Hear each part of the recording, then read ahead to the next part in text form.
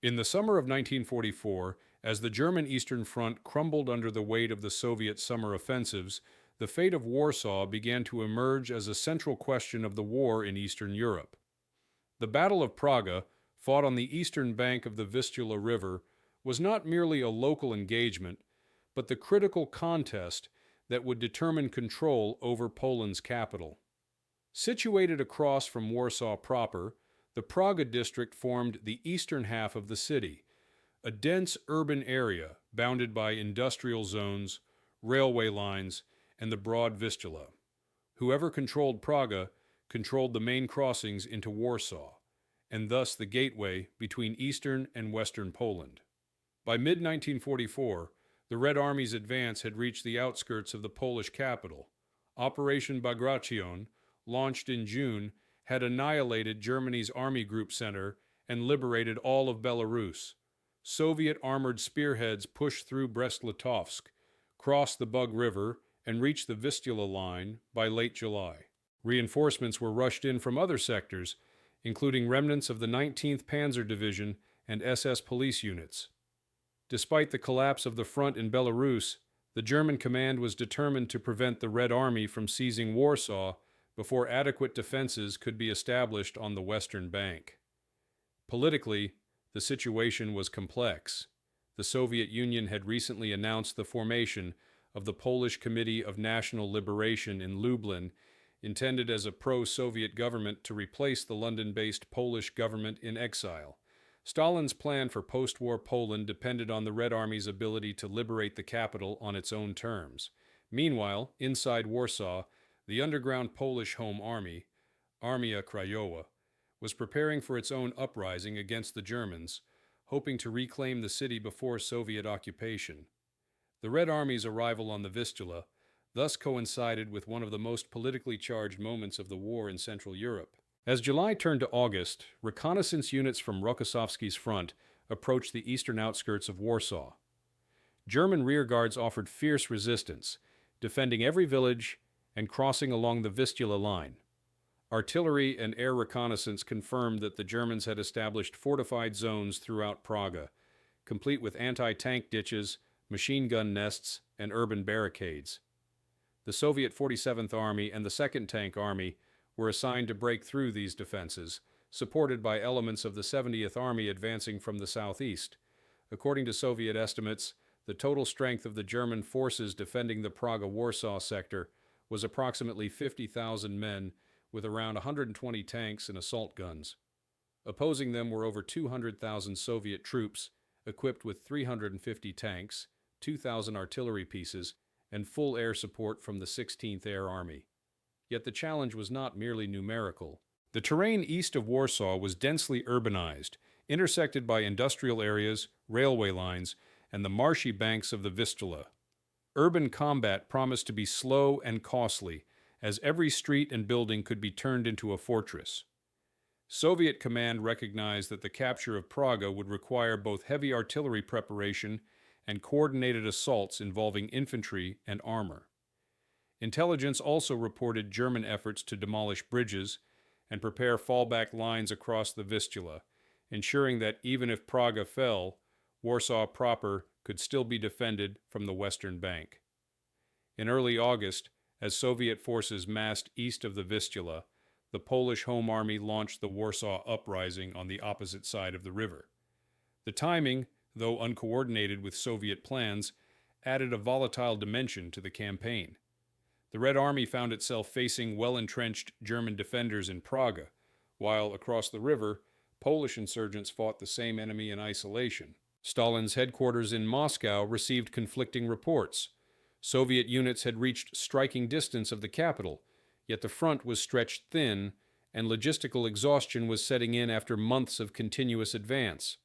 Thus, the stage was set for the Battle of Praga, a contest shaped by both military imperatives and political rivalries. For the Germans, it was the last stand east of the Vistula, a desperate attempt to delay the Soviet onslaught and buy time for reinforcements. For the Red Army, it was the gateway to Warsaw, but one that carried immense political consequences. Between August and September 1944, the eastern suburb of Praga would become the scene of a fierce, methodical battle, one that would determine the fate of Poland's capital and define the balance of power in Eastern Europe at the twilight of the war. The first clashes for control of Praga began in the final days of July 1944, when Soviet reconnaissance and advanced detachments reached the outer defensive perimeter of Warsaw. The Second Tank Army under General Semyon Bogdanov advanced rapidly from the Brest-Siedlce axis, forcing back German rearguards from the Bug River. By July 28th, forward elements of the 3rd Mechanized Corps had reached Radzymin, only 15 kilometers from the Vistula. At the same time, the 47th Army and the 70th Army closed in from the southeast, targeting the approaches through Minsk-Mazowiecki and Remberto. The German command, alarmed by the speed of the Soviet advance, began to reinforce the area with every available unit. The 19th Panzer Division, withdrawn from the Modlin sector, was ordered to counterattack near Wołomin to prevent Soviet armor from cutting off the Warsaw garrison. The opening engagements east of the capital developed into one of the fiercest armored clashes of the summer campaign.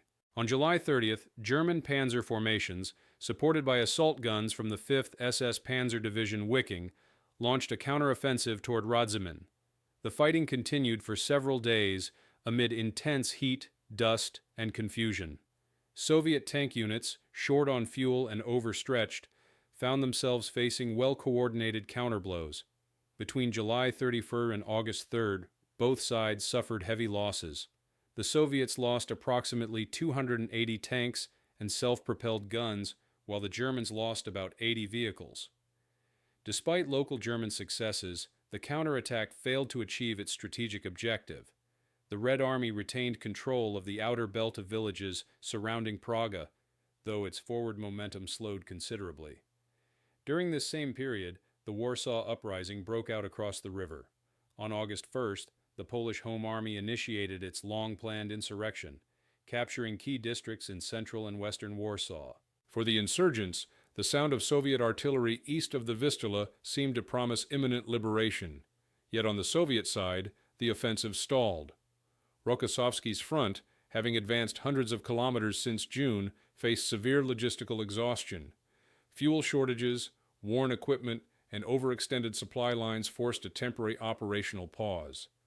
Soviet command decided to regroup before launching another assault on Praga. This pause, however, allowed the Germans to consolidate their defenses. In the days that followed, the German Ninth Army reorganized its positions in and around Praga.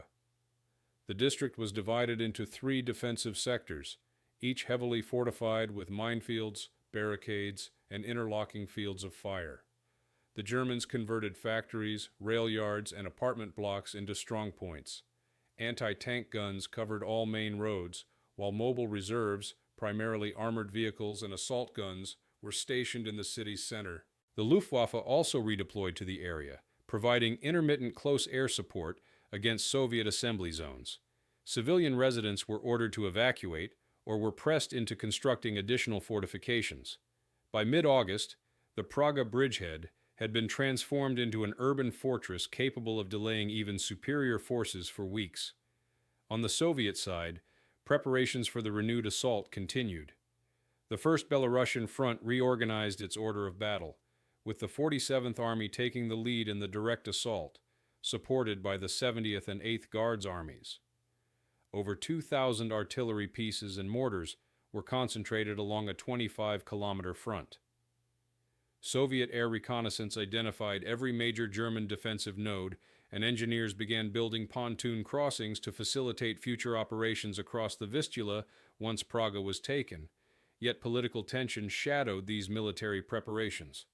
The Home Army's uprising in central Warsaw complicated the Soviet advance. Stalin and the Soviet High Command were cautious not to commit forces across the river, while the outcome of the uprising remained uncertain. Instead, they focused on destroying German forces east of the city before making any move toward the capital proper. The ensuing weeks were marked by constant skirmishes and artillery duels along the eastern suburbs. Soviet infantry probed German positions in Targovec and Grochov, encountering stiff resistance at every turn. German artillery, positioned on higher ground, shelled assembly areas relentlessly.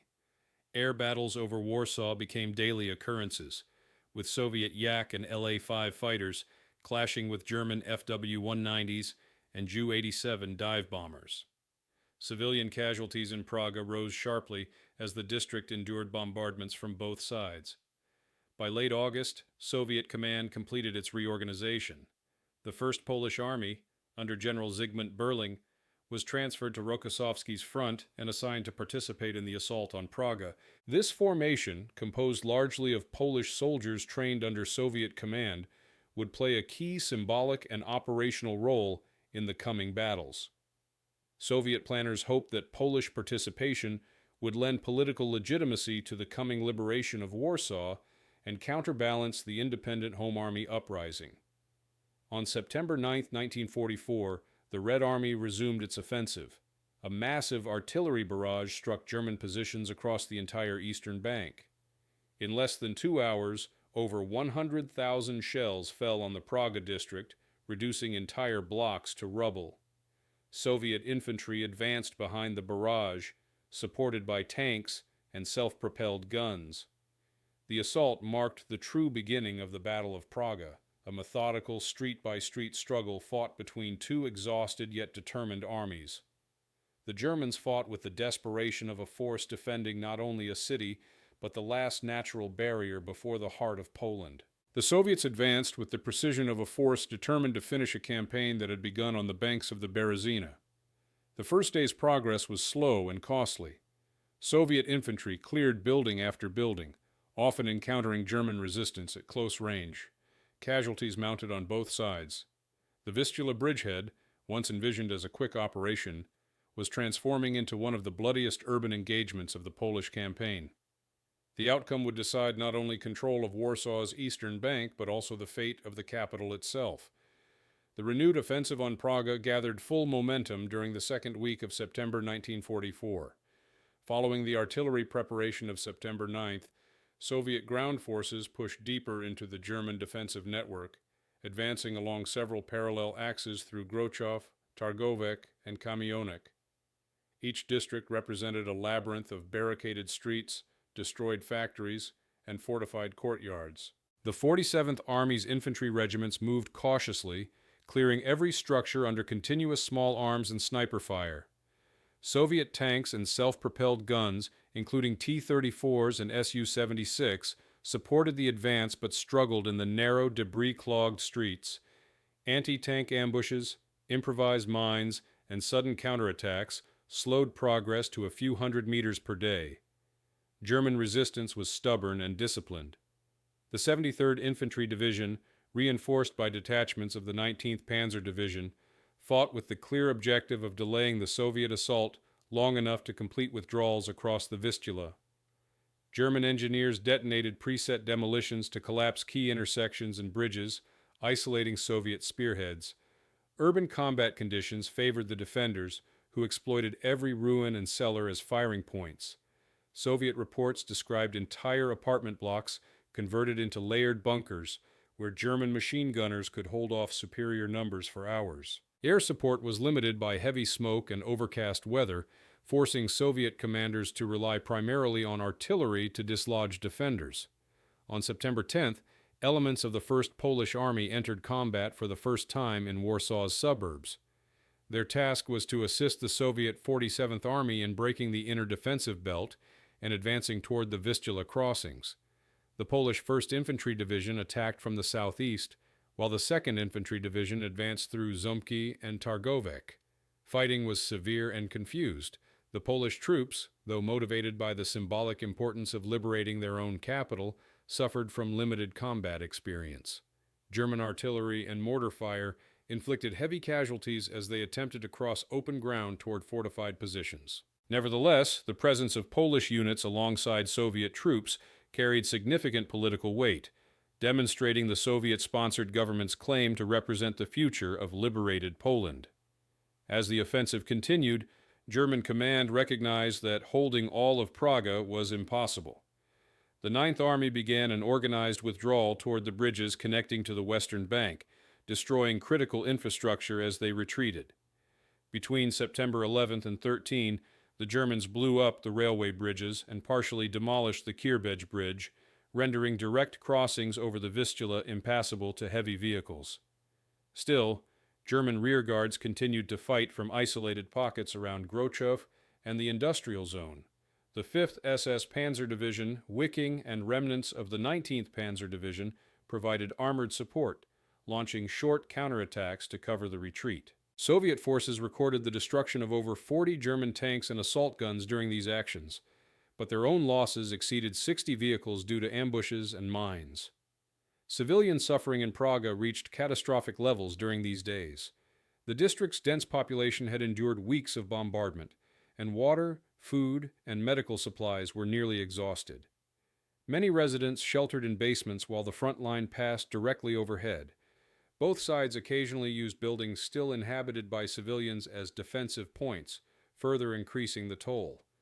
Soviet medical detachments recorded thousands of civilian casualties by mid-September, while the German withdrawal left behind burned residential blocks and industrial sites intentionally destroyed to deny their use to the advancing enemy. By September 13th, Rokossovsky's front had achieved a decisive breakthrough. The 47th Army reached the Vistula near the Poniatowski Bridge, effectively cutting the German forces in Praga in half. The 1st Polish Army captured key areas around Targówek and Brodno after 2 days of close-quarters fighting. The collapse of German resistance accelerated, with surviving units retreating across improvised ferry routes under heavy Soviet artillery fire.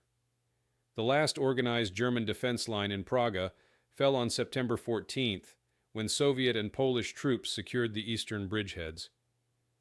More than 2,000 German soldiers were captured, while others attempted to swim across the Vistula amid shelling. The fall of Praga marked a critical moment in the Warsaw Campaign. For the first time since 1939, the eastern bank of the Polish capital was under control of anti-German forces. Soviet and Polish units immediately began consolidating their positions along the river, setting up artillery batteries and observation posts aimed at the opposite shore. Yet the operation did not conclude with a full-scale assault on central Warsaw. The German Ninth Army, now entrenched on the western bank, still held the main city and showed no sign of abandoning it voluntarily. Stalin's high command halted further operations west of the Vistula, citing the need for rest and reorganization after the heavy urban combat in Praga. Meanwhile, across the river, the Warsaw Uprising was nearing its tragic end. The insurgents, expecting Soviet aid that never came, faced overwhelming German counterattacks in central districts. From the eastern bank, Polish soldiers of the First Army could see the burning city, but were forbidden to cross. A few limited attempts to send small units over the river in mid-September resulted in severe losses, as German artillery and machine guns dominated the western embankments. The liberation of Praga thus stood in stark contrast to the destruction of Warsaw itself, a tactical victory overshadowed by a humanitarian catastrophe. By the time the battle ended on September 15th, Soviet and Polish forces had secured the entire eastern bank, capturing more than 5,000 prisoners and inflicting estimated German losses of 8,000 killed or wounded. The Red Army lost approximately 10,000 men in the Praga operation, with several divisions reduced to half strength. Despite these costs, the Vistula line was now firmly under Soviet control. The bridgehead of Praga had been taken, but the broader question of Warsaw's fate remained unresolved, suspended between military caution and political calculation. With the fall of Praga on September 15, 1944, the Red Army and its Polish allies stood poised on the eastern bank of the Vistula, overlooking the burning ruins of Warsaw across the river. The Soviet 47th Army and 1st Polish Army now controlled a line stretching from the suburb of Żerań in the north to Gakwa in the south, a front roughly 15 kilometers long. Artillery units of the 16th Air Army and the 5th Artillery Corps were quickly positioned to dominate the city's western districts, shelling German strongpoints on the opposite bank. The operation had achieved its immediate tactical goal, securing a bridgehead east of the Vistula. But the larger strategic question of whether to cross into central Warsaw remained unanswered. German command had anticipated this situation. The destruction of bridges and the establishment of new fortifications along the western shore effectively isolated Praga from the rest of the city. The German Ninth Army, under General Nikolaus von Vormann and later General Smilo von Luttwitz, redeployed defensive forces westward, forming a dense network of artillery, tanks, and infantry along the Vistula embankment. These units included elements of the 73rd and 113th Infantry Divisions, remnants of the Hermann Göring Panzer Division, and police formations that had participated in suppressing the Warsaw Uprising. Despite heavy losses in the retreat from Praga, the Germans now possessed a defensible river line, supported by well-prepared artillery positions and control of all major bridges. On the Soviet side, the First Belarusian Front entered a period of operational reorganization. The ferocity of the Praga fighting had exhausted most front-line divisions. Many units were under strength, with rifle regiments reduced to 50% of their nominal manpower. Rokossovsky's command reported ammunition shortages, fuel delays, and deteriorating equipment after nearly 3 months of continuous advance from the Berezina to the Vistula. The Soviet High Command, Stavka, issued orders to fortify positions and prepare for winter operations rather than press an immediate crossing. Stalin and the General Staff were cautious. The Red Army had outrun its supply lines, and German counterattacks elsewhere in Poland, particularly near Modlin and the Nero River, posed risks to any hasty operation across the Vistula. Meanwhile, the situation in central Warsaw grew increasingly desperate. By mid-September, the Warsaw Uprising was collapsing under relentless German attacks. The insurgents controlled only isolated pockets in the city center, while artillery and airstrikes reduced entire districts to rubble. Polish civilians, trapped between retreating insurgents and advancing German troops, suffered catastrophic losses. The Soviet command, observing the destruction from across the river, refrained from intervention. Stalin described the uprising as a reckless adventure and refused Allied appeals to provide direct aid. This decision was influenced by political considerations. Supporting the non-communist Polish Home Army could weaken the legitimacy of the Soviet-backed Polish Committee of National Liberation. Nevertheless, under mounting pressure from Polish officers within the Red Army, a limited crossing operation was authorized. Between September 15th and 19th, units of the 1st Polish Army attempted to establish small bridgeheads on the western bank in support of the uprising. The 3rd Infantry Division crossed near Cherniaków, while elements of the 9th Infantry Regiment landed near Powiśle under intense German fire. The effort quickly devolved into chaos. Lacking adequate artillery and air support, the Polish troops faced overwhelming opposition from German machine gun nests and tanks positioned on higher ground. Despite remarkable bravery, only a fraction of the attackers reached the western shore, and most were killed or captured within days. Approximately 3,000 soldiers participated in the crossings. Fewer than 1,000 returned. For the Soviets, the failure of these attempts confirmed the impracticality of any larger operation. Rokossovsky's staff concluded that a full-scale crossing could not be achieved without extensive logistical preparation and bridge construction. Engineers were instructed to begin assembling pontoon equipment for future offensives, but were not to proceed immediately. The front's activity shifted toward consolidating the bridgehead, rebuilding infrastructure, and preparing for winter. Soviet artillery, however, continued to fire into German positions across the river, particularly targeting supply depots and troop concentrations. German control of the western bank allowed for brutal suppression of the remaining Polish insurgents. By the end of September, the German command under SS General Erich von Dembach-Zelewski had crushed the uprising entirely. Tens of thousands of civilians were executed or deported. The ruins of Warsaw became an open graveyard, visible from Soviet observation points in Praga. Reports from the 1st Polish Army describe the psychological toll among soldiers witnessing the destruction of their capital without orders to intervene.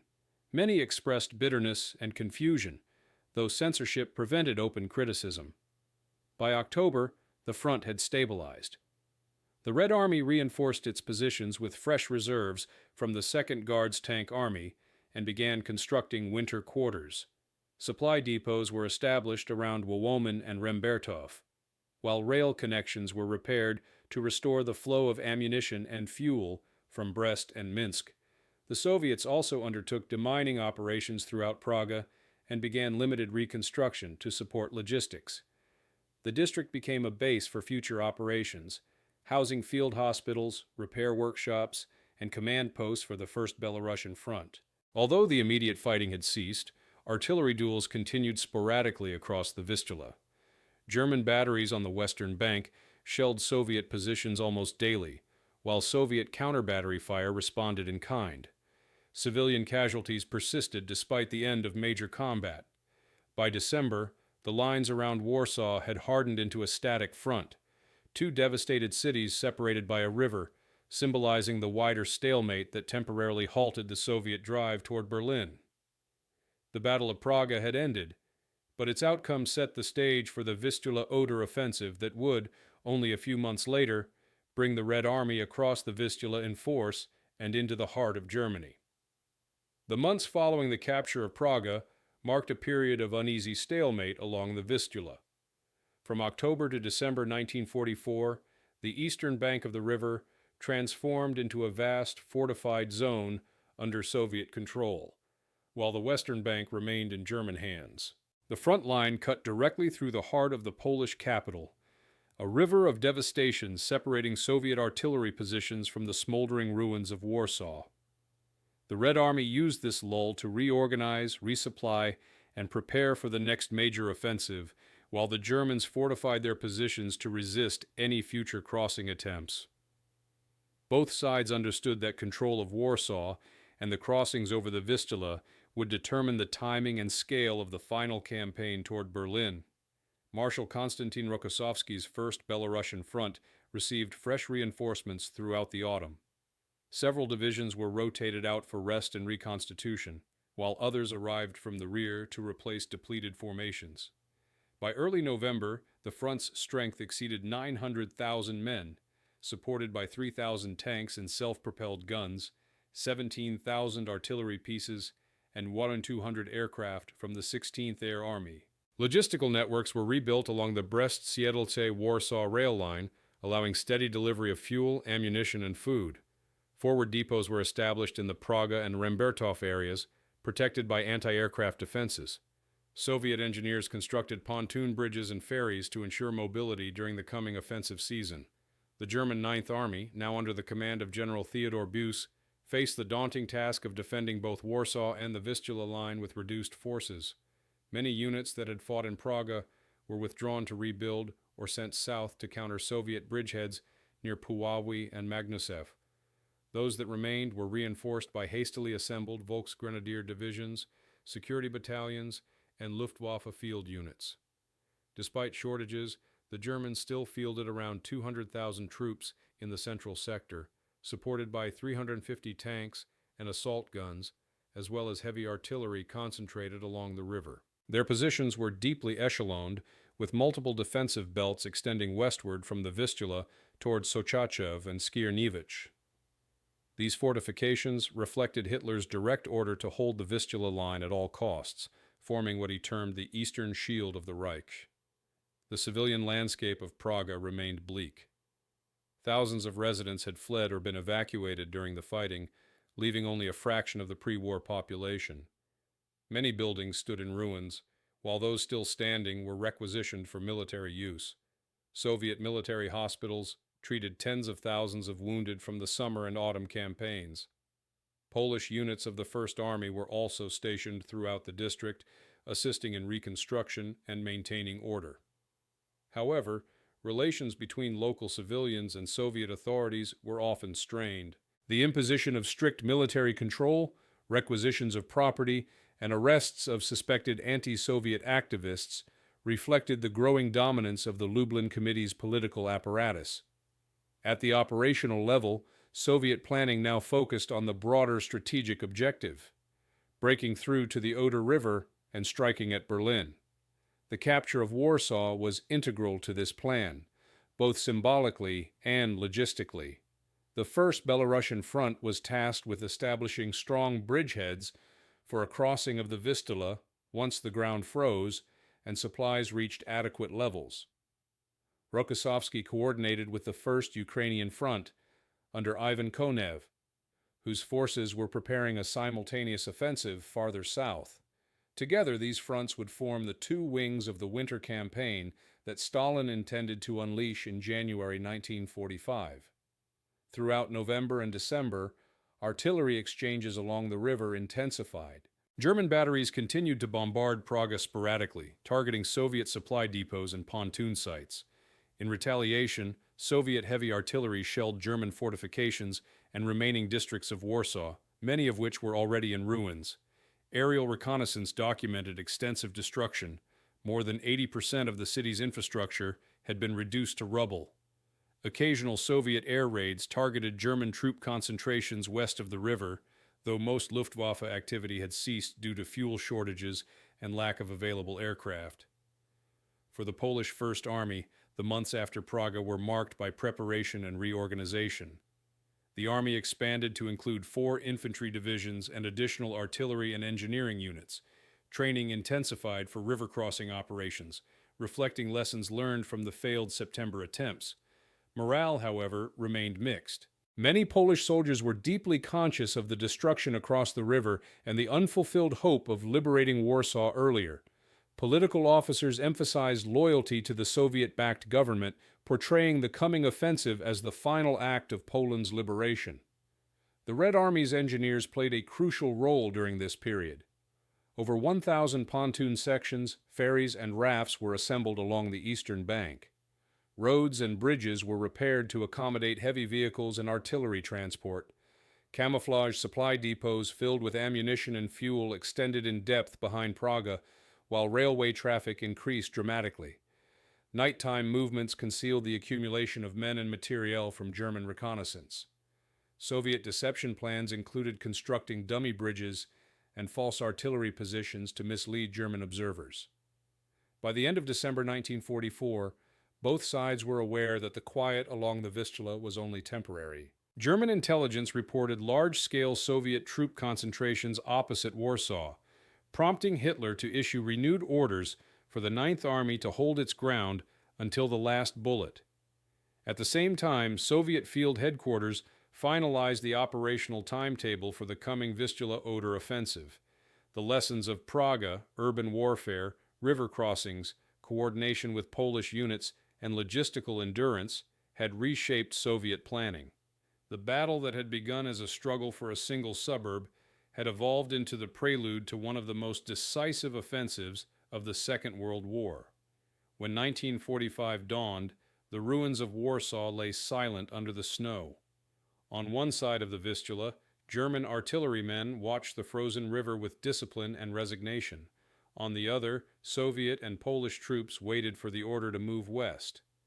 The Battle of Praga had ended, but its consequences reverberated across the front. It had provided the Red Army with a critical foothold, demonstrated the fragility of German defenses, and exposed the deep political fault lines that would shape post-war Poland. The next assault, already planned in meticulous detail, would not stop at the Vistula. It would end on the banks of the Spree in Berlin itself. In January 1945, the silence that had hung over the Vistula since autumn was finally broken. After months of preparation, the Red Army launched the massive Vistula-Oder offensive on January 12th, a campaign that would ultimately carry Soviet forces from the outskirts of Warsaw to within striking distance of Berlin. The capture of Praga in September 1944 had provided a secure eastern bridgehead, and now that bridgehead became the foundation for a coordinated assault across the frozen river. The operation's timing was chosen carefully. The winter freeze had solidified the terrain, German reserves were exhausted after the Ardennes counteroffensive in the west, and Soviet logistics were finally restored to full strength. Rokossovsky's First Belarusian Front formed the northern wing of the offensive, while Konev's First Ukrainian Front attacked farther south. Together they fielded more than 2.2 million men, supported by over 4,000 tanks, 40,000 artillery pieces, and 5,000 aircraft. Against them, Army Group A, under Colonel General Joseph Harp, could muster barely 400,000 troops, many of them ill-equipped and hastily reorganized. The German Ninth Army defended the Warsaw sector, holding positions west of the Vistula with roughly 60,000 men and 600 armored vehicles. Though still formidable, these forces were spread thin across a wide front and lacked fuel, ammunition, and reserves.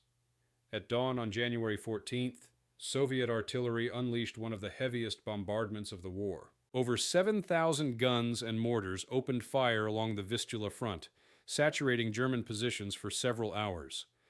The bombardment was so intense that entire defensive sectors were obliterated before Soviet infantry began to advance. From Praga and other bridgeheads, Soviet engineers moved quickly to deploy pontoon bridges and ice crossings. The 47th Army and 1st Polish Army spearheaded the assault directly opposite Warsaw, crossing under artillery and smoke cover. Ice flows, enemy shelling, and frigid temperatures turned the crossings into a deadly ordeal, but Soviet assault units pressed forward relentlessly. German defenses, already weakened by the bombardment, began to crumble under the weight of the Soviet advance. Many positions were overrun before their garrisons could react. South of Warsaw, near Magnesu and Puławy, Soviet tank armies broke through within the first day, threatening to encircle the entire Ninth Army. Faced with encirclement, German command ordered a general withdrawal toward the Bzura River line. In Warsaw itself, chaos reigned. German rear units destroyed remaining bridges, ammunition depots, and supply dumps before abandoning the city. Fires and explosions echoed across the western bank as retreating troops left nothing of military value intact. By January 17th, the Red Army and the 1st Polish Army entered the ruins of Warsaw without major resistance. The liberation of the city, delayed for months since the capture of Praga, now occurred as part of a sweeping operation that had already broken the German front across Poland. Soviet and Polish troops moved through streets filled with rubble, twisted metal, and burned-out vehicles. Virtually no civilians remained. Of the pre-war population of 1.3 million, fewer than 20,000 were found alive in the city. Entire districts such as Wola, Śródmieście, and the Old Town were flattened. The capture of Warsaw cost the attackers fewer than 2,000 casualties, but the city itself was a lifeless shell, a silent monument to the destruction of both German occupation and the failed uprising months before. With Warsaw secured, Rokossovski immediately shifted his focus westward. The First Belarusian Front advanced rapidly along the Warsaw-Poznan axis, breaking German resistance in a series of swift encirclements. The First Polish Army pursued retreating German formations, capturing Sochachev, Wołycz, and Kutno by January 20th. Soviet tank units covered up to 40 kilometers per day, bypassing strongpoints and striking at railway junctions to paralyze German movement. The speed of the advance shocked both German command and the Western Allies. Within 2 weeks, the Red Army had advanced more than 400 kilometers, liberating Łódź and crossing into Pomerania. The fall of Warsaw had major operational consequences. The German front in central Poland effectively disintegrated, and the entire Vistula line ceased to exist as a coherent defense. Army Group A, already weakened, was split in two, with its northern units retreating toward East Prussia and its southern remnants withdrawing into Silesia. Hitler's attempts to restore the situation by ordering counterattacks were futile. Most divisions were reduced to skeletal strength, and fuel shortages made large-scale armored movements impossible. The Soviet advance now threatened both Berlin and the Baltic flank simultaneously. Politically, the liberation of Warsaw was exploited by the Soviet Union as a symbol of Poland's rebirth under new leadership. On January 19th, the Polish Committee of National Liberation officially declared itself the Provisional Government of Poland, establishing its seat in Warsaw under Soviet protection. Propaganda broadcasts hailed the cooperation between Soviet and Polish troops, emphasizing the unity of arms that had freed the capital.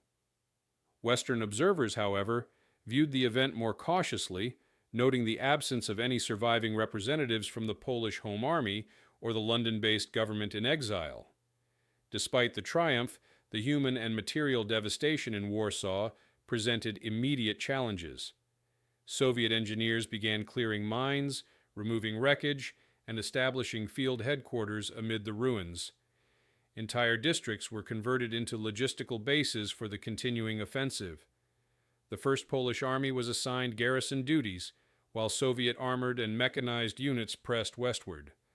Over the following weeks, refugees began returning to the capital, many finding only empty lots where their homes once stood. Soviet authorities organized basic food distribution and medical aid, but imposed strict political controls through security organs attached to the new Polish administration. The Battle of Praga, though overshadowed by the larger Vistula-Oder offensive, had proven decisive in retrospect. The foothold gained on the eastern bank months earlier made the January crossing possible and ensured the rapid collapse of German defenses in central Poland. The methodical siege, urban combat, and engineering experience acquired there had served as a rehearsal for the Red Army's final operations against the Third Reich.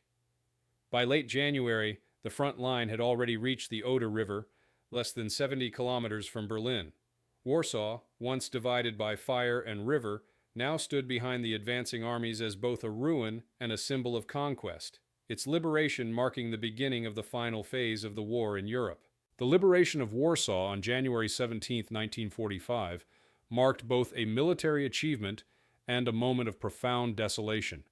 The Red Army's rapid advance left behind a city almost entirely erased from existence.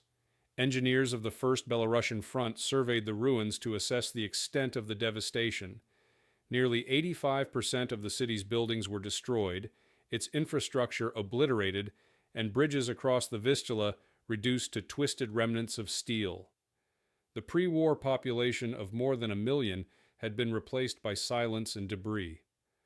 Among the ruins, scattered survivors emerged, some from basements, others from makeshift shelters, emaciated and disoriented after months of isolation. The first Soviet and Polish soldiers who entered the city described it as a capital without a pulse, where entire districts consisted of nothing but ashes and collapsed walls. Despite the emotional impact of the sight, Soviet command approached the situation with pragmatic urgency. Warsaw's ruins were to become the foundation of a new logistical hub supporting the westward advance. Engineering battalions cleared debris along the main routes, reopening rail and road links through the eastern suburbs and across improvised pontoon bridges. By late January, the first convoys of trucks and supply trains were already moving through Praga toward Łódź and Poznań. The remains of the city's factories and depots were repurposed as repair stations for tanks and artillery. The First Polish Army assumed responsibility for maintaining security and assisting reconstruction, while Soviet headquarters established administrative offices in surviving government buildings on the eastern side. The German retreat from central Poland was chaotic and costly.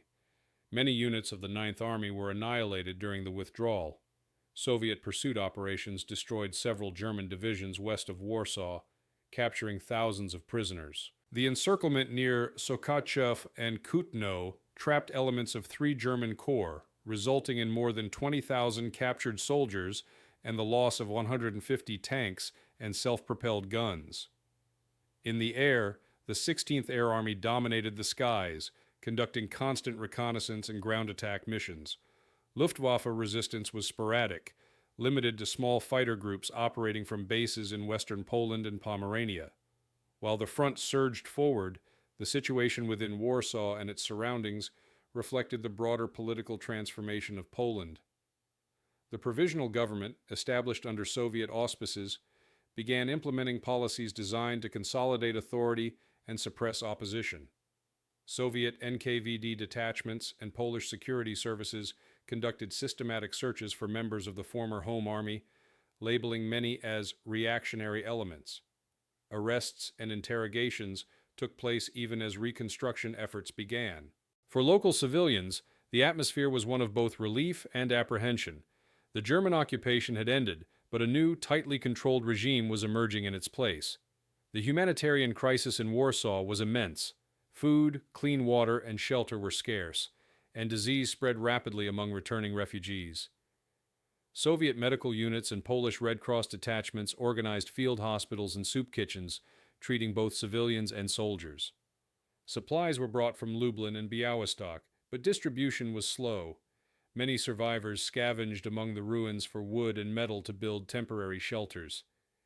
In February 1945, Soviet engineers began clearing the remnants of bridges to construct new crossings over the Vistula.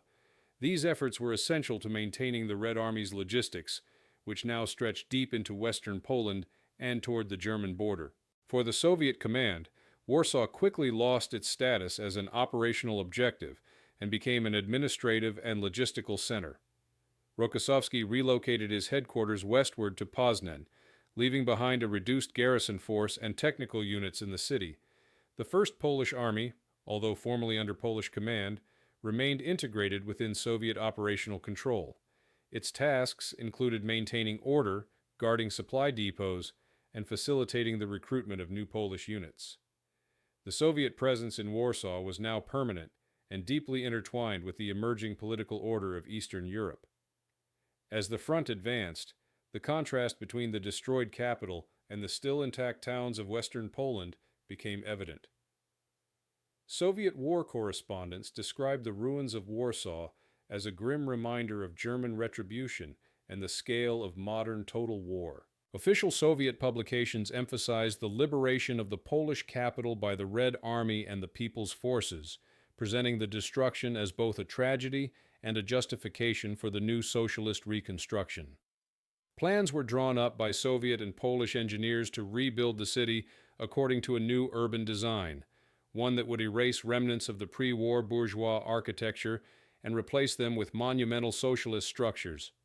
Meanwhile, the German High Command reeled from the consequences of the Vistula-Oder breakthrough. The loss of Warsaw deprived the Wehrmacht of a central communication hub, severing links between East Prussia, Silesia, and the Central Front. Army Group A ceased to exist as an effective fighting force. In its place, remnants of shattered divisions regrouped under Army Group Vistula, a hastily created formation intended to defend the approaches to Berlin. Yet even as the Germans attempted to stabilize the front, Soviet spearheads had already reached the Oder by the end of January, capturing key crossings at Kustrin and establishing bridgeheads just 70 kilometers from the German capital. For Polish soldiers and civilians alike, the months following Warsaw's liberation were marked by paradox. The city was free from German occupation but lay in ruins. Poland was nominally independent yet politically subordinated to Moscow. The Soviet military presence ensured stability but also control. The events in Praga and Warsaw symbolized this duality, a victory achieved through immense sacrifice, followed by reconstruction dictated by external power. By March 1945, the front line had moved far to the west, but the echoes of the Battle of Praga remained. In February 1945, while Soviet forces advanced toward the Oder and the Baltic coast, Soviet civil administrators and Polish representatives from the Lublin Committee consolidated their control over the territories liberated during the campaign. In Warsaw, the administrative vacuum left by the destruction of the pre-war institutions was filled by Soviet-backed committees responsible for reconstruction, security, and political oversight. The ruins of the capital became the symbolic center of the new Poland. The provisional government of the Republic of Poland established its offices in Praga, one of the few districts still structurally intact. Meetings of ministers and party representatives took place in makeshift rooms within half-collapsed buildings surrounded by the ruins of what had once been the largest city in the region. From these offices, the new authorities began issuing decrees nationalizing industry, confiscating property belonging to the former government, and reorganizing the police and army under communist supervision. Soviet political advisors guided these measures, ensuring the complete integration of Poland into Moscow's strategic sphere. The reconstruction of Warsaw, even in its initial phase, reflected the priorities of power rather than urban recovery. Soviet engineers focused on restoring transportation infrastructure, rail lines, bridges, and depots, essential for the ongoing offensive.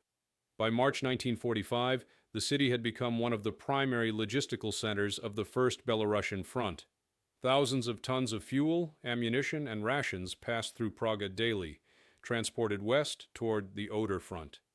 The ruins of factories such as the Warsaw Railway workshops were repurposed into repair facilities for tanks and artillery. Civilian reconstruction projects, by contrast, were limited to emergency shelters, hospitals, and food distribution points. Military operations still influenced every aspect of life. Although the main front had shifted far west, the proximity of combat zones meant that Warsaw remained within range of occasional German air raids. Luftwaffe units based in Pomerania and Silesia conducted sporadic night bombing missions targeting Soviet supply depots along the Vistula. Anti-aircraft batteries positioned in Praga and Geraň defended the city effectively, though several raids in February and March caused civilian casualties. At the same time, thousands of wounded soldiers continued to arrive at field hospitals in Warsaw from the fighting along the Oder and the Pomeranian corridor. The city, still in ruins, became a massive convalescent center for the armies pushing toward Berlin. Among the population, life returned slowly. Civilians began to reoccupy parts of the city, rebuilding from whatever materials they could find. Streets were cleared by combined teams of Polish volunteers, Soviet engineers, and prisoners of war. Survivors searched for family members, often discovering mass graves beneath the rubble of their neighborhoods. The devastation left by the German occupation and the suppression of the uprising was recorded in detail by commissions established to document war crimes. By mid-1945, investigators had uncovered evidence of systematic destruction ordered by German authorities in late 1944. Entire districts dynamited after the suppression of resistance, leaving Warsaw more thoroughly ruined than any other European capital. While the physical ruins were gradually cleared, the political landscape grew increasingly rigid. The Soviet NKVD and the newly organized Polish Security Service, UB, Urząd Bezpieczeństwa, expanded their operations to suppress potential opposition. The memory of the Battle of Praga and the events that followed took on official significance in this period. Soviet and Polish authorities held commemorative ceremonies near the Vistula, portraying the capture of Praga as the moment of Warsaw's first liberation.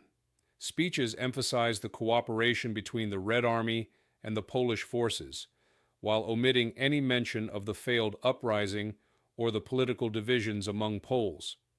Monuments were erected in the eastern districts, inscribed with messages celebrating the brotherhood of arms and the victory over fascism. These early commemorations laid the ideological groundwork for how the events of 1944 would be remembered in post-war Poland.